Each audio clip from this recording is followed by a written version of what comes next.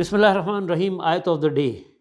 وَإِذَا الْوُحُوشُ حُشِرَتْ وَإِذَا الْبِحَارُ سُجِّرَتْ وَإِذَا النُّفُوسُ زُوِّجَتْ. یہاں کہا جا رہا ہے اور جب جنگلی جانور سب سمٹ کر اکٹھے کر دیے جائیں گے، اور جب سمندر بھڑکا دیے جائیں گے، اور جب جانیں جسموں میں جوڑ دی جائیں گی.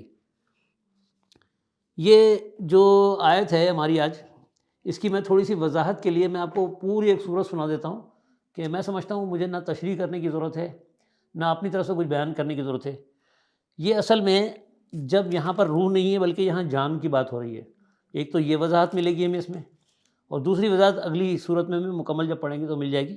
اس میں ایک اور چیز جو اکثر عذاب قبر کے حوالے سے ہمیں بہت ساری روایتیں ملتی ہیں، ٹھیک ہے، ان کی نفی بھی آ رہی ہے، تو ذرا اس کو غور سے سنیں گے، دونوں باتیں آپ کو یہاں کلیئر ہو جائیں گی. تو اس کی اگلی صورت ہے سورہ انفطار. میں اس کا ترجمہ پڑھ دیتا ہوں. آپ کے گھر میں قرآن ہے آپ نکال لیں، یا بلکہ میں پڑھ ہی دیتا ہوں، تھوڑا سا ہی ٹائم لگے گا، چھوٹی صورت ہے. بسم اللہ الرحمن الرحیم.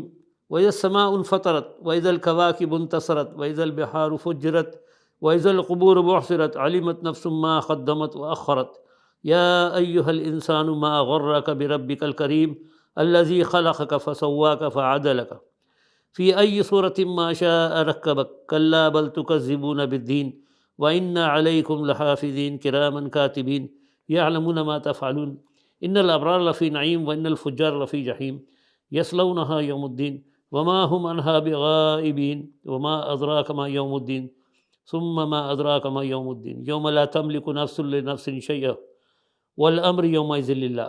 اب اس کا ترجمہ رواں ترجمہ پڑھ رہا ہوں میں. بسم اللہ. جب آسمان پھٹ جائے گا اور جب تارے بکھر جائیں گے اور جب سمندر پھاڑ دیے جائیں گے اور جب قبریں کھول دی جائیں گی، اس وقت ہر شخص کو اس کا اگلا پچھلا سب کیا دھرا معلوم ہو جائے گا. دیکھیں جی، یہاں پر تو یہ عذاب قبر کی نفی ہو رہی ہے، یعنی اس سے پہلے نہیں. جب اور دوسری اس بات کی وضاحت پیچھے ہم اس آیت میں ترجمے میں آپ کو مل گیا ہوگا کہ روح نہیں لوٹائی جائے گی بلکہ جانیں لوٹائی جائیں گی. اس کے اوپر ہم ایک کمپلیٹ پروگرام اگلے انشاءاللہ اس کے بعد کر دیں گے، تو اس میں آپ کی وضاحت ہو جائے گی. پہلے میں یہ پڑھ لوں.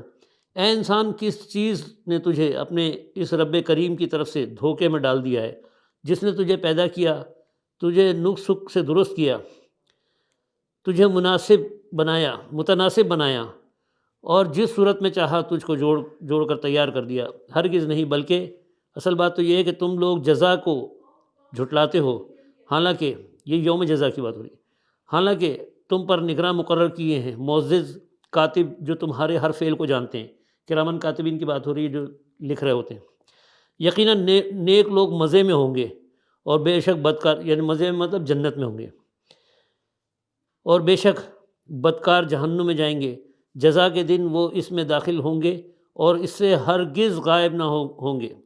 یہ آ گیا جی. اس کا بھی جواب مل رہا ہے آپ کو اس میں، کہ جو کہا جاتا ہے نا کہ دوزخ میں ڈال کے نکال پھر اللہ تعالیٰ دوبارہ جنت میں ڈالے گا، اس کی بھی نفی ہو رہی ہے یہاں پر. اور تم کیا جانتے ہو وہ جزا کا دن کیا ہے؟ ہاں، تمہیں کیا خبر کہ وہ جزا کا دن کیا ہے؟ یہ وہ دن ہے جب کسی شخص کے لیے کچھ کرنا کسی کے بس میں نہ ہوگا. یہ لیں جی، شفاعت کا بھی انکار ہو گیا. فیصلہ اس دن بالکل اللہ کے اختیار میں ہوگا. یہ ہے قرآن بھائی. تو یہ چھوٹی سی ہم نے اس کی وضاحت کی ہے. میں نے ایک آیت کا پوری وضاحت میں پوری آیت پڑھ دی ہے. اس میں آپ کو 3-4 مسائل ہو گئے ہیں، پچھلے پروگرام میں ہم اس پہ کر چکے ہیں. اگر مزید ڈیٹیل چاہتے ہیں تو ان کو پروگرام کو سیپریٹ دیکھ لیں آپ. ہر موضوع پہ تقریباً ہو چکا ہے. السلام علیکم.